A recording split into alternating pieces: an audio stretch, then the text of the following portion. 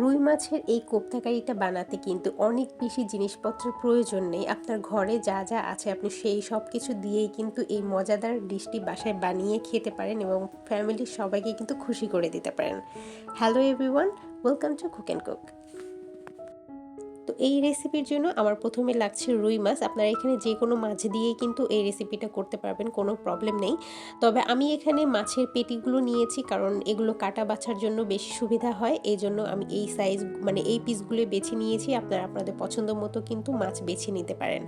তবে আমি এখানে যেই উপরে স্কিনটা আছে এবং কাটাগুলো আছে সেগুলোকে খুব ভালো মতো বেছে নিয়েছি।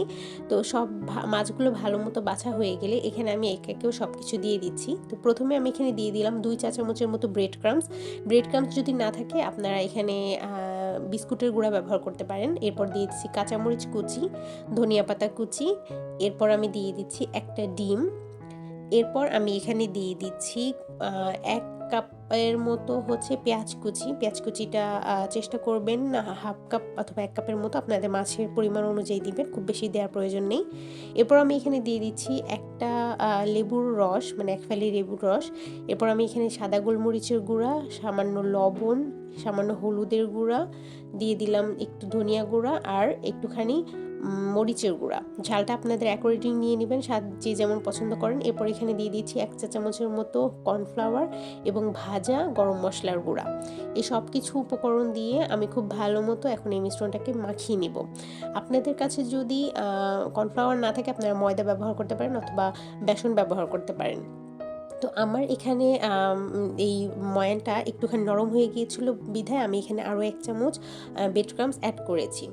তো এরকম কনসিস্টেন্সি নিয়ে আমি এখানে এবার কোপ্তার সাইজ দিয়ে দিচ্ছি। যে যেরকম ইচ্ছা আপনাদের পছন্দ অনুযায়ী শেপ দিয়ে দিতে পারেন। কেউ গোল গোল দেয়, কেউ লম্বা দেয়। তো আমি এখানে একটুখানি গোল এবং লম্বাটে করে নিয়েছি। আপনারা আপনাদের পছন্দ অনুযায়ী কোপ্তার শেপ দিয়ে নেবেন। তো এখানে আমার সবগুলো কোপ্তা বানানো শেষ। এবার আমি চলে যাচ্ছি রান্নার প্রসেসিংয়ে। তো এখানে আমি তেল গরম হতে দিয়েছি এবং সবগুলো এই কোফতা এবার আমি তেলে ভেজে নিচ্ছি। এরকম একটুখানি ভাসা ডুবো তেলে ভেজে নিবেন, তাহলে কিন্তু কোফতাগুলো অনেক বেশি সুন্দর হবে। হাই হিটে ভেজে নিবেন। তো অলরেডি কিন্তু আমার কোফতার কালারগুলো চলে আসছে, একটু লাল লাল হয়ে গিয়েছে। তো এরকম একটু লালচে করে প্রত্যেকটা সাইড ভালো মতো ঘুরিয়ে ভেজে নিতে হবে। তো এখানে আমার যেই কোফতার ডিমের জন্য কিন্তু এরকম একটু ফেনা হতে পারে, তো এটা কোনো ব্যাপার না। তো আমার এখানে সবগুলো লাল লাল করে কোফতা ভেজে নেওয়া শেষ। এবার আমি রান্নার প্রসেসিংয়ে যাচ্ছি। তো এখানে আমি অ্যাকচুয়ালি ক্লিপ নিয়েছিলাম আগে, কিন্তু সেই ক্লিপটা আনফর্চুনেটলি ডিলিট হয়ে যায়। তো এখানে আমি যা দিয়েছি বলে নিচ্ছি। এখানে আমি পেঁয়াজ বাটা, আদা রসুন বাটা, হলুদের গুঁড়া, মরিচের গুঁড়া, ধনিয়া গুঁড়া, লবণ সব কিছু দিয়ে খুব ভালো মতো মশলাটাকে কষিয়ে নিয়েছি এবং এখানে একটা তেজপাতা আর কিছু কাঁচামরিচ দিয়ে আমি এটাকে আরও ভালো মতো কষিয়ে নিব 5 মিনিটের মতো। এরপর আমি এখানে কোফতাগুলো অ্যাড করব। কোফতাগুলো দেওয়ার পর এটাকে খুব ভালো মতো কোফতাগুলো এই মশলার সাথে মাখিয়ে এবং কষিয়ে নিব।